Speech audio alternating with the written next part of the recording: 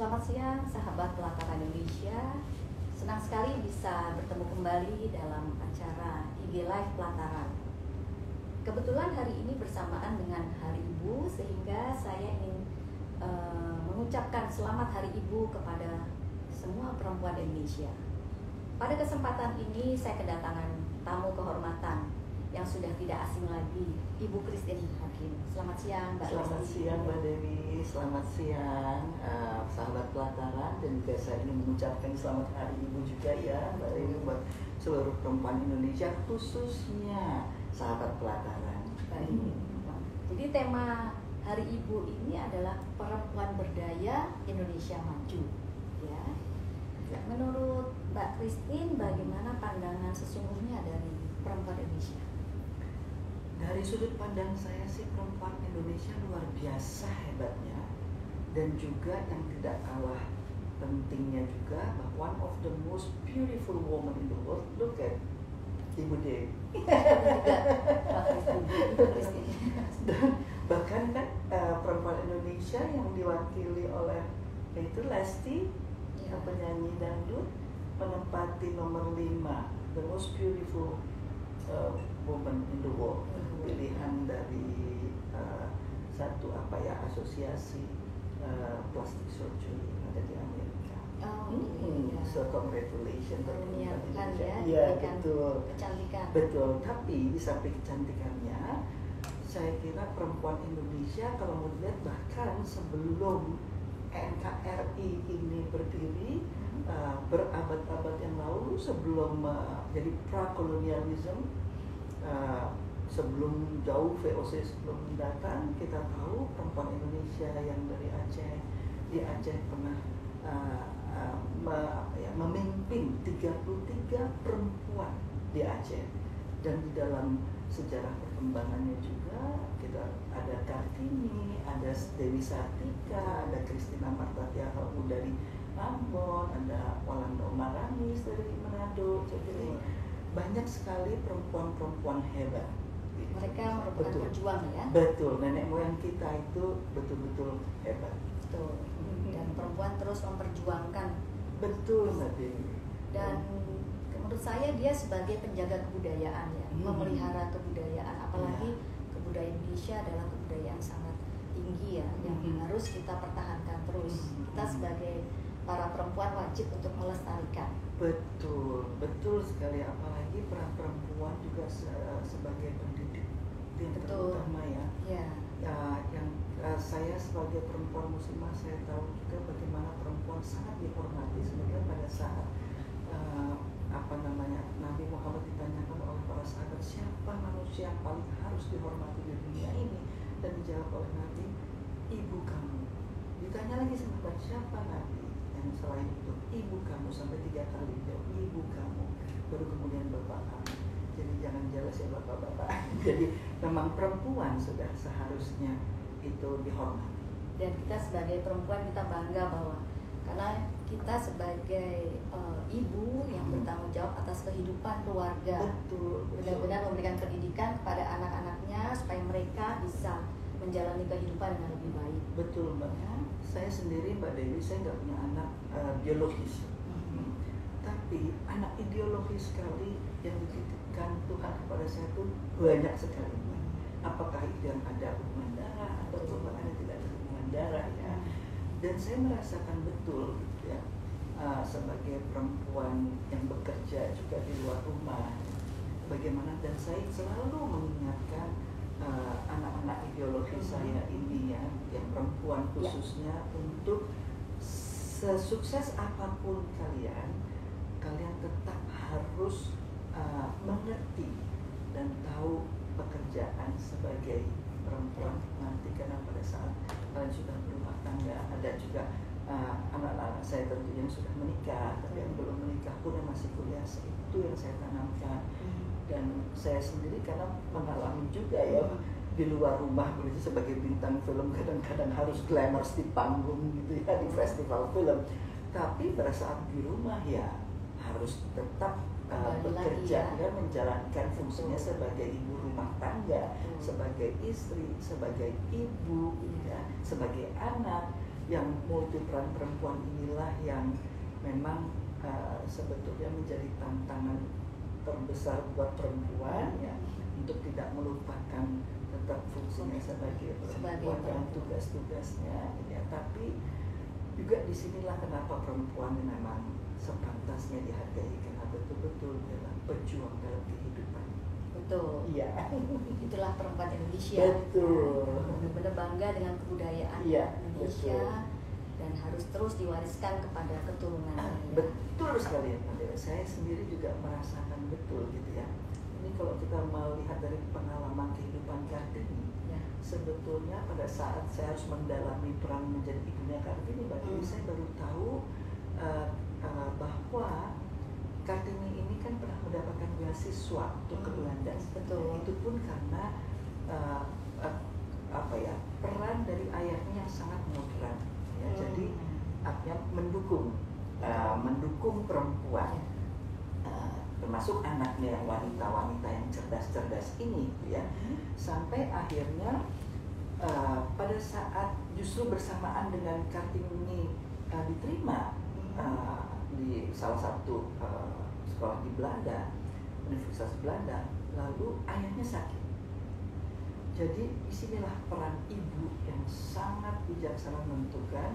Dia tidak melarang Kartini untuk pergi menerima beasiswanya, akan tetapi ibunya mengingatkan almarhum untuk biar bagaimanapun juga sebagai perempuan timur ada tanggung jawab kita juga untuk mempertahankan nilai-nilai. Jadi ibunya bahkan yang sekolahnya pesantren, dia tidak pernah mengikuti sekolah di zaman Belanda itu, memberikan Kartini untuk mempunyai pilihan ya, dengan memberikan gambaran atau informasi nilai-nilai ketimuran, tapi juga apa yang dia pahami tentang nilai-nilai barat, sehingga menurut saya Kartini mengambil keputusan yang tepat. Mungkin untuk sebagian orang menyayangkan kenapa kok menerima bahkan menjadi waktu itu menjadi istri kedua ya, karena ada istri pertama dari suaminya Kartini kan. Akan tetapi Kartini juga melakukan mempunyai persyaratan yang tetap boleh membuka sekolah. Nah, pada saat persyaratan itu dan suaminya memberikan kebebasan kepada Kartini untuk meningkatkan waktu itu gitu ya, artinya untuk masa depan perempuan Indonesia yang lebih maju, betul. Sehingga Kartini memilih memang pilihan tersulit waktu itu, dia tetap sebagai anak yang ingin mengabdi kepada orang tuanya, khususnya kepada ayahnya yang sudah berjasa banyak kepada Kartini dalam meningkatkan pendidikannya. Ini kepada Kartini dan anak-anak saudara-saudara yang lain. Dan memang ayahnya sedang sakit, jadi Kartini tinggal ingin lebih dekat dengan ayahnya. Akan tetapi cita-cita dia juga untuk meningkatkan mutu pendidikan perempuan Indonesia juga tetap bisa berjalan. Betul. Ya. Jadi beruntung benar ada Kartini sebelumnya, dan juga ada Dewi Sartika. Semua pejuang-pejuang wanita yang memberikan kita contoh dan juga kita bisa teladani ya. Lalu Mbak Dewi sendiri, Mbak Dewi sebagai ibu dari 4 orang putra dan putri, sebagai istri, lalu grup pelataran ini kan luar biasa ya. Sudah sukses selama 11 tahun bertahan bahkan di tengah pandemi ini gitu ya. Bagaimana Mbak Dewi sendiri sebagai perempuan menjalani?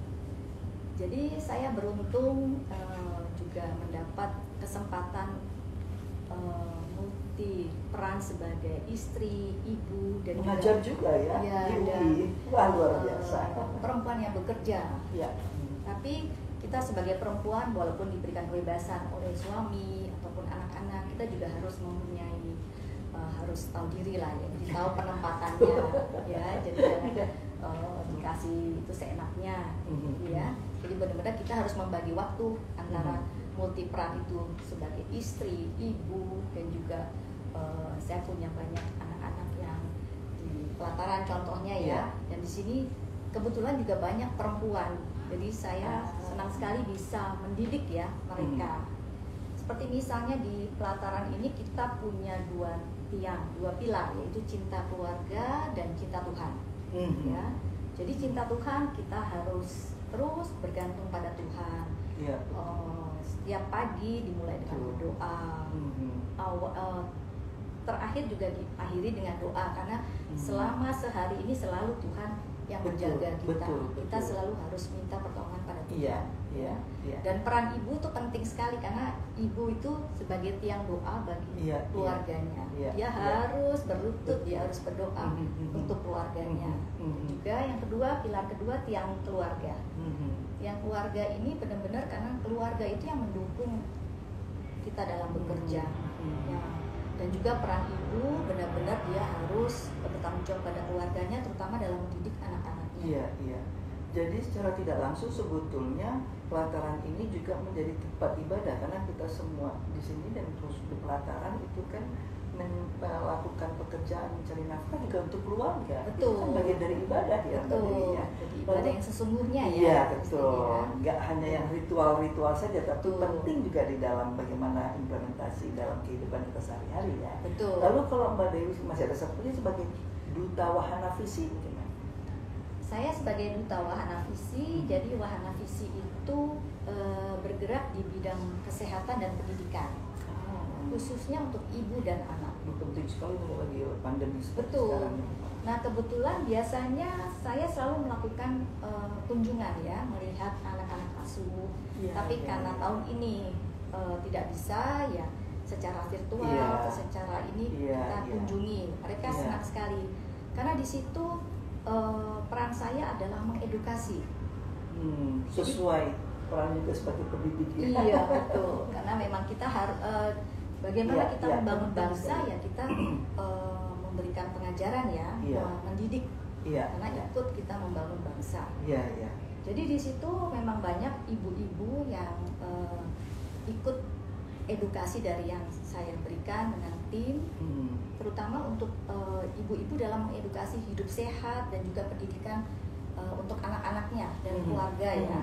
Dan karena Wahana Visi itu banyak di daerah remote, jadi memang kita ada keterbatasan dan itu memang harus dijalani karena kita masuk ke daerah yang boleh tahu di mana saja daerah itu yang sudah di yang saya sudah datangi itu di Kalimantan itu Singkawang, lalu di Maluku Utara, Papua, Timur Tengah Selatan.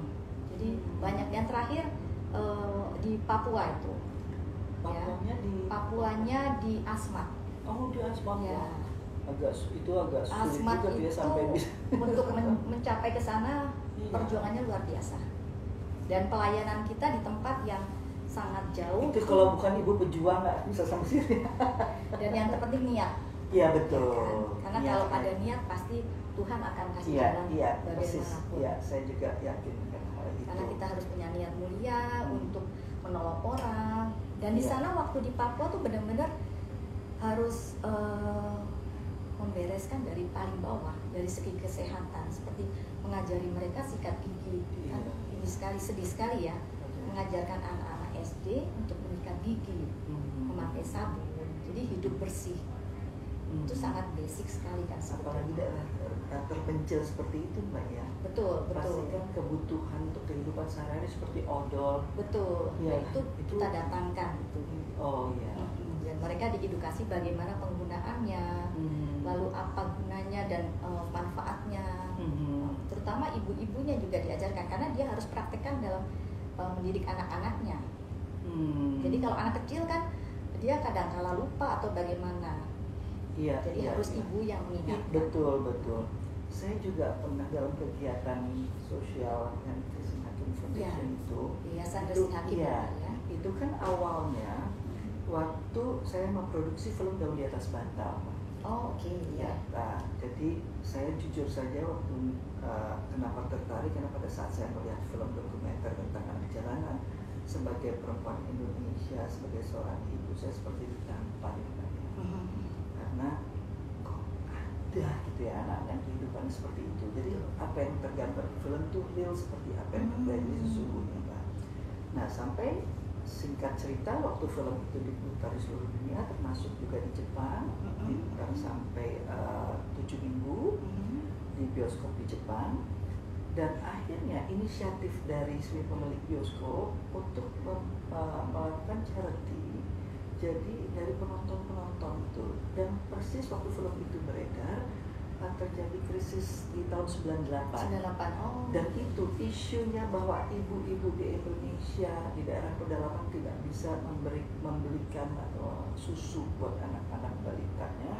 Itu sampai ke sana, Mbak. Okay. Jadi charity itu akhirnya terkumpul, saya ingat sekali waktu itu 1,5 juta yen. Waktu itu kita tukar kira-kira 150 juta. Ya. Ya, mereka minta supaya kita membantu membelikan susu buat anak-anak yang memang membutuhkan. Nah, itulah cikal bakal juga Hakim Foundation. Karena saya kumpulkan teman-teman ibu-ibu juga. Ini harus diapakan. 150 juta beli susu kan nggak sedikit, lalu bagaimana pendistribusiannya? Jangan sampai waktu itu pemikiran kita bahwa nanti cost untuk transportasinya itu lebih besar daripada susunya itu sendiri buat anak-anak. Akhirnya kita mencoba bikin program yang sustainable. Jadi dan kita memang jangkauannya coba ke daerah Pantura, daerah pesisir yang ada di dekat dengan Jakarta, dan ternyata daerah Banten itu banyak sekali.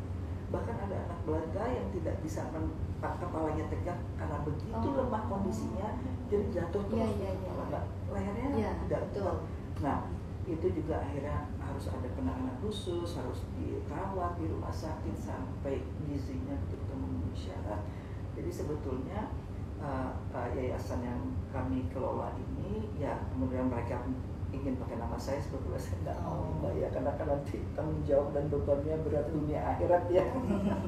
Tapi ya kalau sudah jadi amanat, kita nggak boleh menolak juga untuk kebaikan sesama. Betul. Ya, makhluk sesama makhluk ciptaan Tuhan ya. Semenjak itulah jadi yayasan ini bergerak untuk malnutrition balita, sama untuk memberikan beasiswa khusus ke anak-anak mereka yang mendalami kesenian.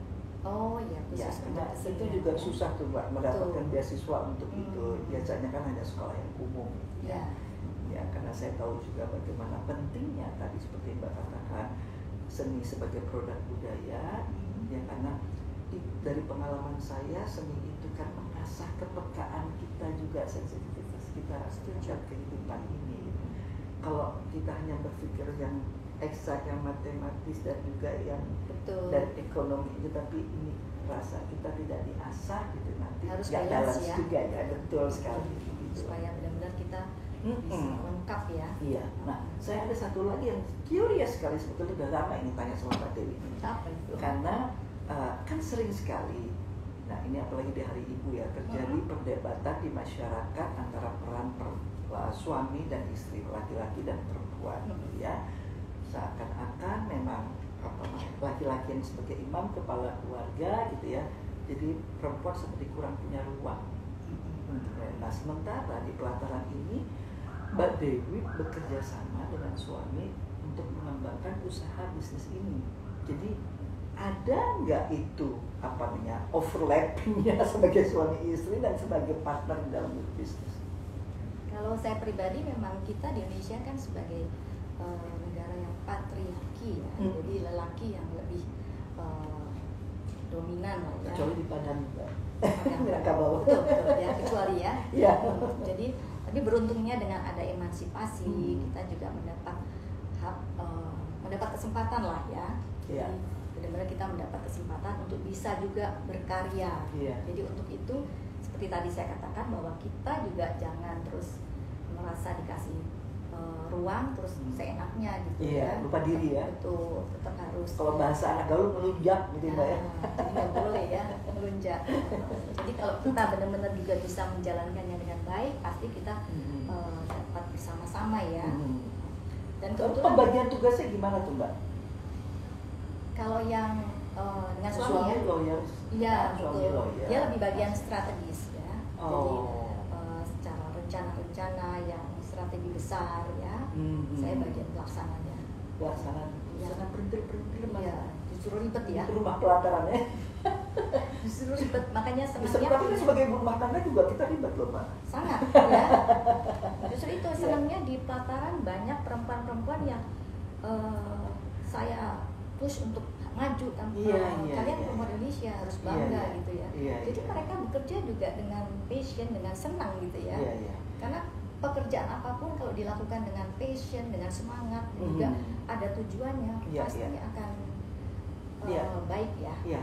Ya, tapi barangkali kita juga boleh saja berharap ya Mbak ya, mudah-mudahan ya laki-laki Indonesia seperti juga suaminya Mbak Dewi gitu ya, bahwa yang memberikan kesempatan, memberikan peluang, tidak merasa tersaingi, gitu kan ya.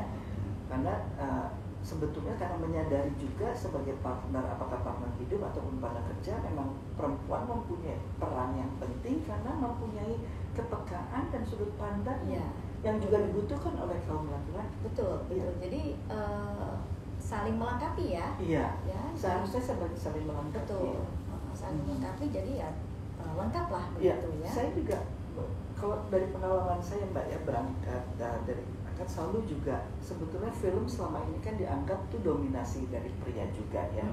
Tapi khususnya di Indonesia Mbak, itulah karena hebatnya perempuan Indonesia yang tangguh, yang memang mereka sudah terbiasa barangkali mengalami dinamika kehidupan yang sebagai keras ya. Jadi sebagai survival tuh mereka selalu seperti ada melejit gitu ya, keluar dari bagaimana caranya untuk mencari jalan keluar dari situasi yang sulit gitu ya. Menghadapi challenge ya. Exactly. Dan jadi saya juga bahkan pada saat film Indonesia mulai bangkit kembali, itu perempuan-perempuan dalam film Indonesia yang banyak produser-produser yang justru perempuan yang berani mengambil risiko itu gitu loh. Produser-produser konvensional tuh masih tiarap gitu loh Mbak, sampai situasi membaik. Dan ini yang juga kita harus syukuri, karena pasti itu pengaruh dari latar belakang secara geografis, budaya, gitu yang pengaruh nilai-nilai kehidupan bangsa kita, khususnya perempuan Indonesia ya Mbak ya. Karena dan kita masih bersyukur di dalam dunia film itu perempuan Indonesia di sini ya, film Indonesia tidak dianggap second citizen. Gitu. Tapi yang kita tahu di Barat bahkan ada diskriminasi antara honor yang aktor dengan aktris gitu loh. Aktor tuh lebih besar di sini ya. Yang beruntungnya itu. Jadi dari situ saja sebetulnya kita ya tidak perlu mempermasalahkan lagi masalah artinya bukan berarti kita tetap harus berjuang. Dan kesetaraan gender itu menurut saya sebetulnya tidak buat saya pribadi ya Mbak ya, masalahnya itu adalah bukan perempuan Indonesia tidak dapat kesempatan, tapi ya itu saya berharap bahwa laki-laki Indonesia pun mempunyai pemahaman atau sudut pandang yang berbeda. Laki-laki Indonesia ya. Jadi ya di samping itu tentunya perempuan Indonesia juga harus berani membuktikan kemampuannya. Saya yakin kalau memang dirasakan positif oleh lingkungan, dalam kecil aja dalam lingkungan keluarga, apalagi kemudian bisa dirasakan manfaatnya gitu ya oleh lingkungan yang luas, pasti akan mendapat dukungan. Betul. Saya juga setuju dengan itu, karena benar-benar kita memberikan yaitu sosialisasi kita tepat gitu ya.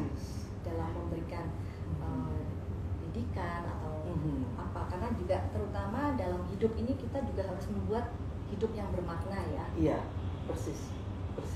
Buat diri kita, buat keluarga kita, lingkungan kita. Iya. Saya percaya sekali Mbak, dan juga dalam pengalaman hidup saya sebetulnya, apalagi ya selama pandemi ini bukan satu hal yang mudah ya untuk disikapi bagi semua pihak ya. Dia tidak apakah itu dari tingkat sosial rendah ataupun tinggi ya. Karena walaupun secara ekonomi bisa memenuhi, tapi tidak ada jaminan juga tidak terhindar dari pandemi ini. Betul. Apalagi justru saya lihat di bidang usaha yang besar-besar itu dampaknya juga masih lebih besar dalam situasi seperti ini gitu ya Mbak ya. Nah, saya melihatnya justru disinilah peran kita sebagai perempuan ya Mbak ya, yang memberi sebagai pejuang dan juga memberikan kekuatan. Dan dalam keadaan pandemi ini, perempuan saya misalnya mengambil contoh nih ibu-ibu muda ya, sekarang ini kan sekolah online kan. Iya. Mau nggak mau mereka mesti mengajarkan yang tadinya mereka nggak tahu, semuanya diserahkan oleh sekolah gitu kan. Jadi terus terang banyak juga saya dapat masukan bahwa mereka kesulitan juga ya, bahwa mengajar anak-anaknya itu juga tidak mudah. Iya. Jadi ini juga menunjukkan kepada para bapak, suami, pria bahwa ini tugas ibu nggak mudah loh. Iya, persis. Iya kan, untuk ngajarin anaknya. Iya. Sekarang lebih complicated Jadi di sekolah. ibu juga harus terus selalu menginovasi diri ya Mbak. Harus begitu, apalagi sekarang online itu mungkin banyak yang nggak tahu jadi tahu ya. Iya. Lewat pengajaran sekolah anak-anaknya itu. Intinya kalau saya lihat gini Mbak, dunia ini kan sudah begitu tua ya, kita nggak tahu sampai kapan akan berakhir, hanya Tuhan yang tahu gitu ya. Tapi yang jelas dari perjalanan kehidupan umat manusia itu mengalami dinamika kehidupan dan goncangan juga ya, apakah itu tsunami, apakah badai, segala macam itu yang pernah dialami gitu ya oleh nenek moyang kita dulu gitu ya. Nah sebetulnya kalau kita mau menjadi, saya percaya sekali setiap kejadian di dalam kehidupan ini pasti ada maksud Tuhan gitu ya. Persis. Asal kita bisa kemudian mau belajar dari memang kehidupan yang kita jalani ini, kita termasuk ini menurut saya juga hikmah yang saya pribadi rasakan, sebetulnya Tuhan itu yang maha pengasih, ya memberikan kepada semua, yang dan maha adil, secara adil dan kasih diberikan semua. Hanya saja pasti Tuhan juga punya maksud, tentu ada yang diberikan banyak, diberikan sedikit, dan diberikan cukup gitu. Tapi semua pasti ada maksudnya, saya percaya itu betul ya. Nah kemudian justru dalam pandemi ini saya melihat juga ini adalah satu periode proses pembelajaran yang Tuhan berikan juga kepada kita makhluk di dunia ini ya, terutama manusia yang diberikan akal sehat yang paling sempurna ya, makhluk yang paling sempurna. Bagaimana selama ini barangkali saya merasakan juga selama ini kita sudah hidupnya mantap ya, dikasih ujian sama Tuhan, bisa nggak? Bisa apa tidak? Sering sekali kita mengeluh, lebih banyak mengeluhnya daripada berusaha mencari solusinya. Nah ini yang saya melihatnya, kalau kita selalu berpikir positif dengan niat yang tadi Mbak Dewi juga sudah sampaikan, niat yang juga baik gitu ya, sehingga itu akan memberikan menjadi energi yang positif di dalam diri kita. Dan pada saat saya sendiri merasakan itu Mbak, pada saat kita mempunyai energi positif, maka itu akan juga memberikan dampak pada lingkungan kita, sehingga kita akan jauh lebih produktif daripada kita mengeluh. Itu yang jadi bagaimana kemudian satu hal lagi juga, kita manusia mau rendah hati untuk tidak sombong, beradaptasi dengan situasi yang ada. Tinggal bagaimana ego, apakah juga kita mau menurunkan ego kita, gitu kan, untuk mau beradaptasi. Dan memang kondisinya seperti itu, mau tidak mau kita harus beradaptasi dan harus ini menjadi juga seperti contohnya 3M gitu kan, mencuci tangan, masker gitu kan. Itu yang sudah harus dibudayakan ya. Ini kita mau tidak mau harus menyesuaikan dengan situasi yang baru, ada budaya baru dari persoalan baru juga yang timbul, dan itu menjadikan habit yang lebih betul. Nah, Mbak Dewi sendiri sebagai pendidik, sekarang sebagai pendidik yang mengajar juga di universitas, pasti itu tidak mudah ya, pertanggungjawaban juga sebagai pendidik. Bagaimana di dalam artinya Mbak Dewi sendiri punya dalam situasi seperti ini, misi dan visinya sebagai pendidik? Sebagai pendidik itu kan kita mau menyebar ilmu ya, karena kita mau bahwa ilmu yang kita punya juga bisa kita sebarkan pada orang lain ya. Ya, saya ambil contoh yang simple ya sebetulnya, tapi berdampak baik ya. Misalnya dalam bisnis pelataran ini, di setiap unit usaha itu selalu kita melibatkan masyarakat, karena pelataran itu ada 3 kaki: alam, kebudayaan, dan masyarakat. Jadi selalu ada komunitas di mana tempat pelataran itu ada, kita selalu libatkan ya.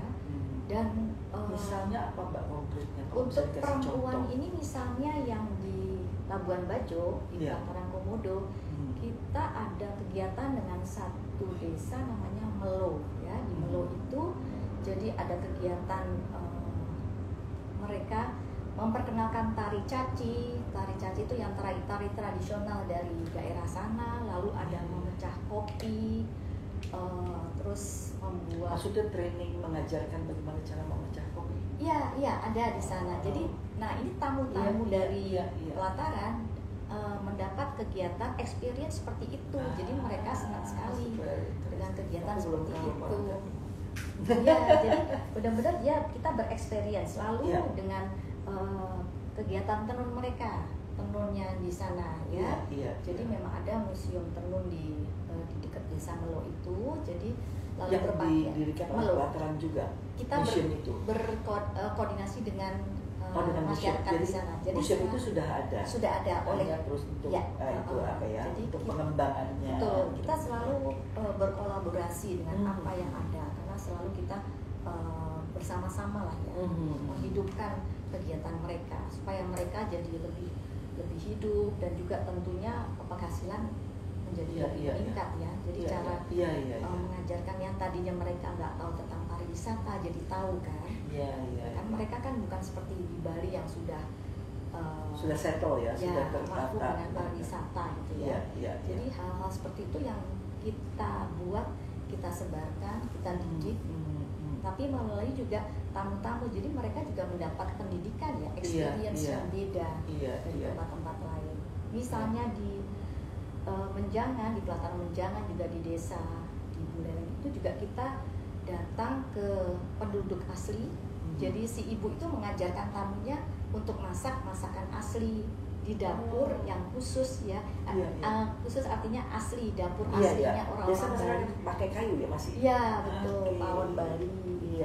Jadi dengan tungku gitu ya, terus masaknya masakan enaknya. Diajarin juga bikin ayam betutu. Iya, kan susah tuh yang Bali Utara itu kan. Ayam betutu. Iya. Susah dan lama ya masak itu kan. Ayam mak tempeh ya ada di Bali Utara itu, di Menjangan itu. Jadi karena kita selalu harus melibatkan kearifan lokal, menjadi tanggung jawab kita sebagai pelataran yang identik dengan Indonesia, kita harus menghidupkan. Karena tanggung jawab kita untuk ikut membangun masyarakat. Jujur saja Mbak, saya pada saat masuk ke restoran pelataran gitu ya, memang ada nuansa dan rasa yang berbeda, gitu ya. Jadi bukan hanya kita menikmati makanannya yang banyak sekali yang jadi favorit saya, gitu ya. Jujur aja, bukan karena bicara depan Mbak Dewi ini, gitu ya. Tapi bahkan suasana Indonesia yang terasa kental, susah ya atmosfernya, gitu ya. Bahkan dari musola juga gitu ya.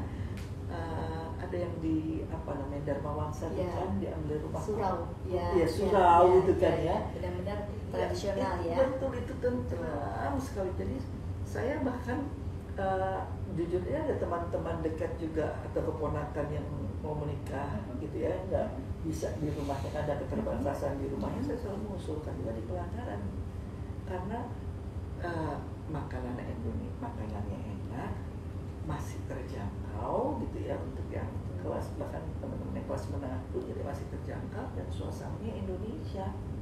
Itu yang kita ciptakan, jadi suasana, terima kasih, suasana rumah, dan juga yang terpenting adalah menghadirkan jiwa di setiap unit usaha. Rohnya itu ya Mbak. Jadi tamu yang datang merasa dia diterima ya. Jadi kerasa. Jadi bukan cuma pemain film aja, harus menjiwai ya Mbak ya. Pengusaha yang seperti Mbak Dewi ini betul. Nah itulah jiwa dari pemiliknya itu gitu ya, mengerti bahkan bukan jiwa, dan itu jadi terasa beda. Dan itu yang kita tularkan kepada semua staf di pelataran. Jadi mereka juga mempunyai rasa memiliki Ya. dan juga menjaga rumah. Ya, tapi di Mereka. samping ke staff, ke anak-anak sendiri gimana Mbak? Karena Udah maklum pasti. anak-anak zaman ini kan milenial Mbak ya, udah berbeda sepertinya kan. Tapi anak-anak ini anak saya nurut semua nih. Puji Tuhan. Karena pendidikannya dari kecil. Ya, Ya, persis. jadi benar-benar Ditanamkan dari kecil ya. Ya betul. Pada saat anak-anak kecil pelajaran itu banyak sekali dan kita harus terus-menerus ya Iya, mengajarkannya. iya. Tidak boleh capek sampai Mhm. akhirnya mereka mempunyai bisa berakar kuat Mhm, mereka mhm. sehingga mereka punya pegangan ya, Mhm. dasar yang kuat. Betul sekali. Saya baru dapat, saya tadi pagi dapat WA dari keponakan ya, gitu ya. Pokoknya selamat hari ibu, ya. Bahwa tugas ibu tuh 24 jam tidak berhenti, tanpa pamrih, tanpa ada bonus, tanpa ada, dan seumur hidup Betul, pekerjaan ibu betul. itu ya Mbak ya. Nggak selesai ya. Nggak selesai, Iya. Masya Allah. Tapi Jadi ya, enaknya pantaslah kalau memang harus dihormati perempuan itu. betul. Tapi karena Mbak bayangkan, memang kita sebagai makhluk Tuhan diciptakan dari tanah, Mbak. Mm-mm. Tapi sebagai penerus generasinya itu kan melalui rahim Rahim ibu, ibu. luar biasa.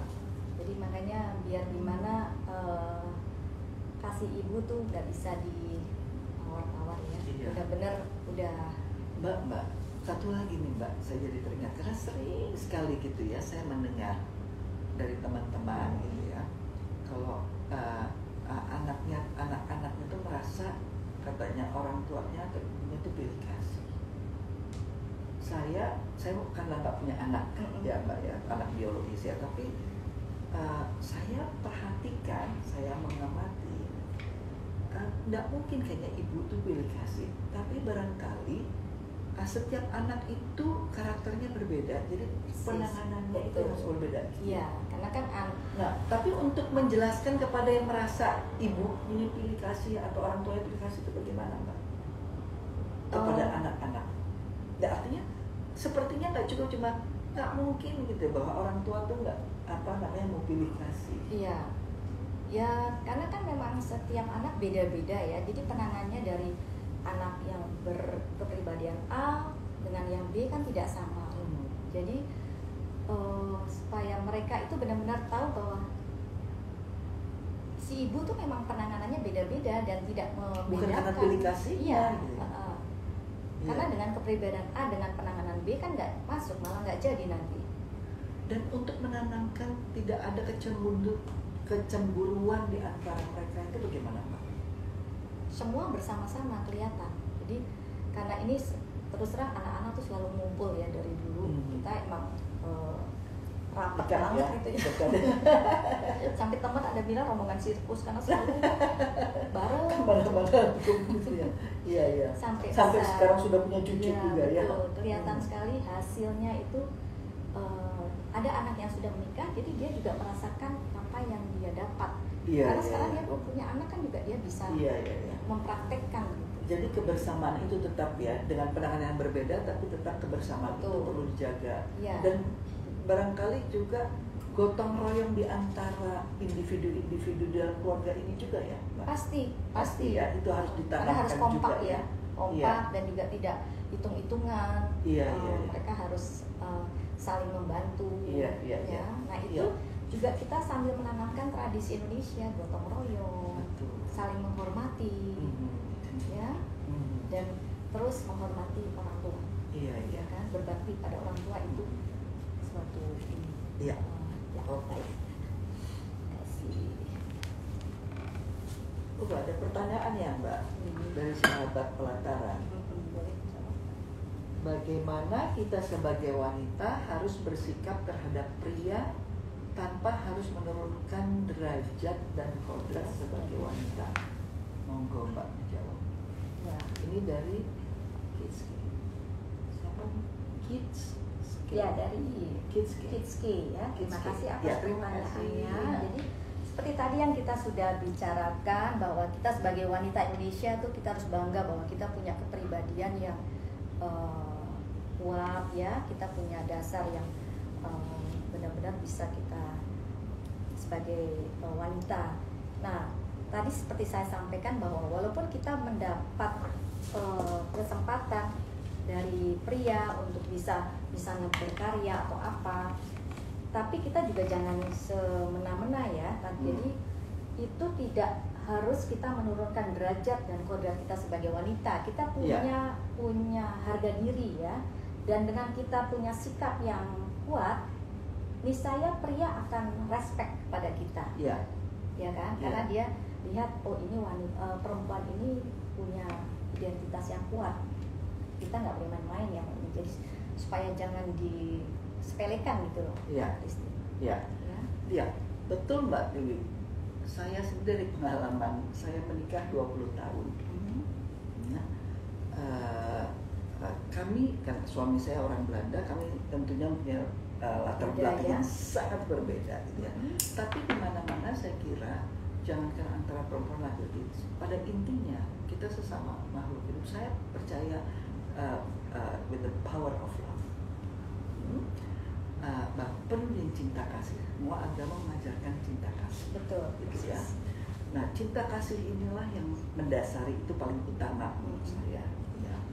Kemudian karena dari cinta kasih itu, dan saya juga berprinsip kalau dengan pasangan bahwa martabat dan harga diri suami adalah martabat dan harga diri saya. Jadi saya kalau mau menjaga martabat saya, jagalah martabat dan juga harga diri suami. Begitu juga sebaliknya, jadi saling menghargai. Bahwasanya ada perbedaan pendapat, tapi saya berusaha untuk selalu berangkat dari bukan kekurangannya, tapi apa kelebihannya. Dan kemudian kalau memang ada kekurangannya, saya kira saya juga punya kekurangan, suami punya kekurangan, kita masing-masing harus bisa ikhlas menerima kekurangan masing-masing. Iya kan? Lalu kembali berangkat dengan tujuan yang positif untuk menjaga, karena buat saya pernikahan adalah ibadah, jadi itu juga amanat gitu ya.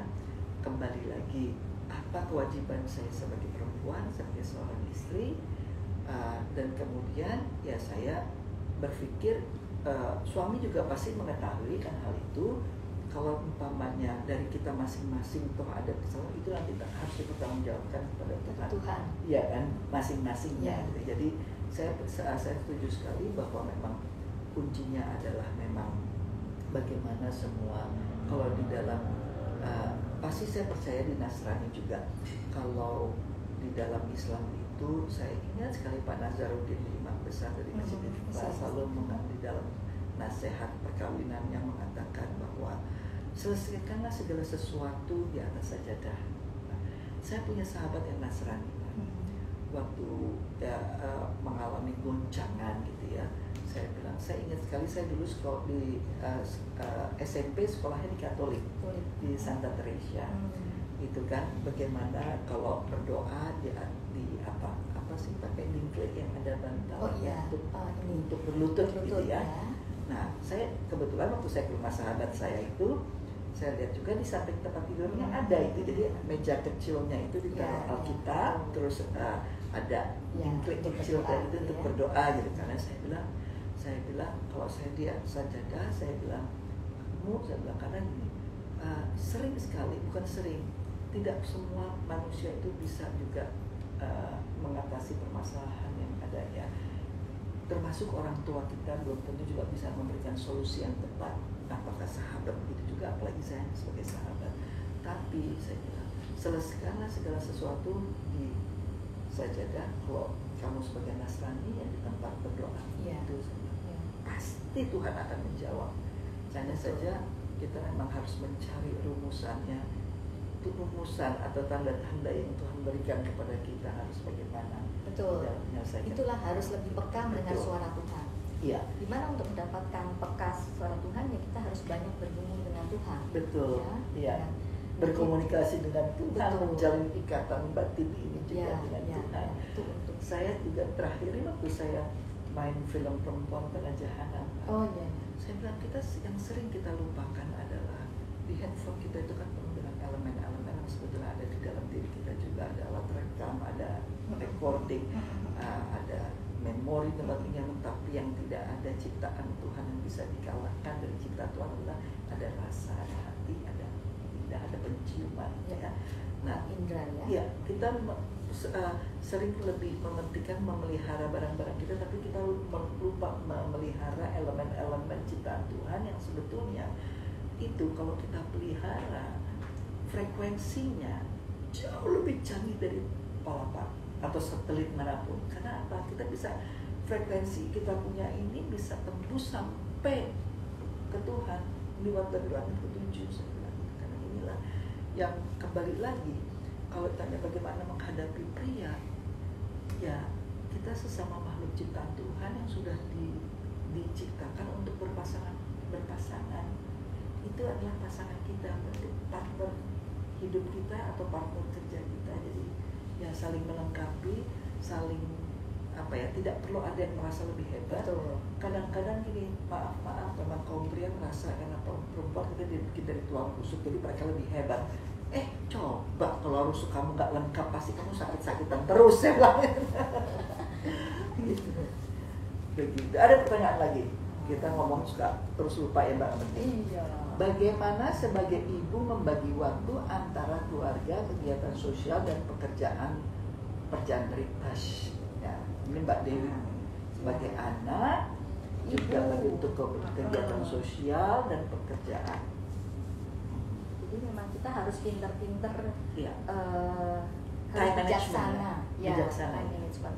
Iya. Harus bijaksana dalam membagi waktunya, karena kan kita bertanggung jawab pada keluarga, juga kita Betul. punya pekerjaan, jadi kan juga kita harus ada tanggung jawabnya. Dan tentunya dengan kegiatan sosial, karena kita juga mau hidup kita bermakna, jadi kita harus membalance kehidupan ini tidak melulu untuk usaha aja, tapi dengan kegiatan sosial. Ya, jadi emang harus bijaksana membaginya ya.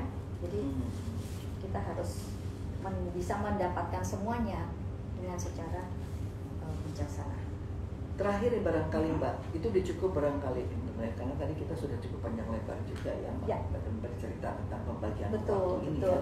Tapi apa saran Mbak Dewi untuk perempuan Indonesia yang sedang berjuang betul-betul menghadapi masalah-masalah yang ada di masyarakat dan juga dalam dirinya? Jadi yang penting perempuan itu dia harus punya identitas yang kuat ya dari dia sendiri. Karakter yang kuat. Karakter. Jadi kemanapun dia melangkah, dia punya suatu pijakan yang dia tidak takut, dia tidak bisa goyang atau apapun, ya kan? Jadi dan bagaimana mendapatkan identitas yang kuat itu ya memang harus dipupuk dari sejak dia hidupnya dia ya. Itu juga diinikan oleh keluarga. Karena kan untuk mendapatkan identitas yang kuat itu juga pembentukannya dari keluarga ya, kalau menurut saya ya. Jadi dengan dia punya karakter yang kuat, pasti dia dalam berbagai masalah atau apa dia tidak lemah ya, dan juga terus berpegang pada Tuhan ya, karena memang kekuatan kita itu penting sekali ya, selalu dekat dengan Tuhan ya. Tapi Mbak, ini pengalaman saya kembali lagi waktu bikin film perempuan bukan film itu apa namanya tuh, Anak Jalanan, Daun di Atas Bantal. Ya. Saya melihatnya penyebab atau cikal bakal daripada munculnya anak-anak jalanan ini adalah orang tua yang tidak siap atau tidak tahu bagaimana harus menjadi orang tua, dan bahkan fungsinya juga sebagai orang tua untuk memberikan kasih sayang, melindungi anak-anak, menjaga anak, itu pun hal yang basic itu dia tidak mengerti gitu dan banyak. Jangankan untuk mengembangkan potensi anak, banyak anak yang lebih ini gitu ya.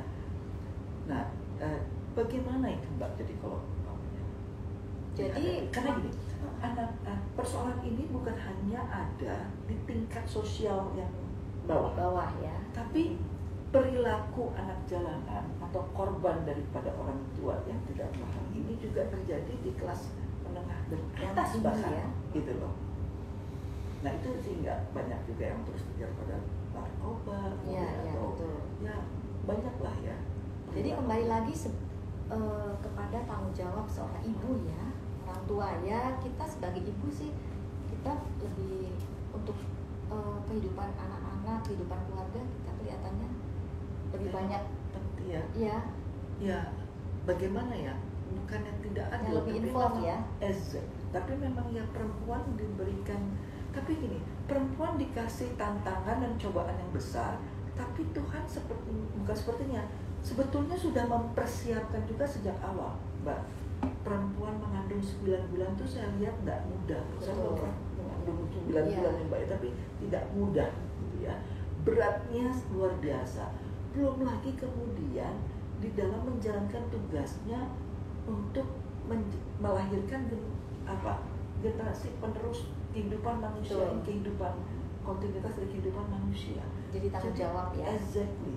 Jadi betapa luar biasanya Tuhan sudah mempersiapkan itu, gitu ya, kepada perempuan. Dan seharusnya memang perempuan tidak boleh cepat menyerah, barangkali ya, tidak boleh cepat putus asa. Betul.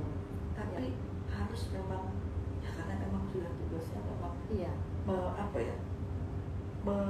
menjadi pelindung buat kehidupan itu sendiri. Jadi perempuan harus punya daya juang yang kuat. Betul.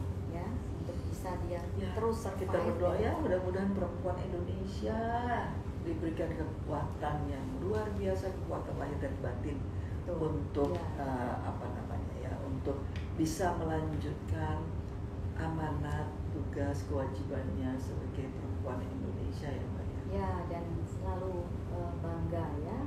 Jadi jadilah perempuan Indonesia yang membanggakan dan terutama tetap memelihara kebudayaan Indonesia. Ya, penting sekali itu, Mbak ya, supaya nilai-nilai luhur Tetap dari nenek terjaga. moyang kita bisa terjaga. Betul. Amin, Dan, amin. ya.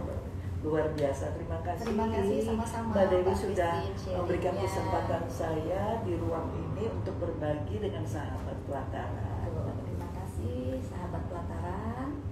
Sampai bertemu lagi di lain waktu. Sekali lagi selamat Hari Ibu bagi perempuan Indonesia.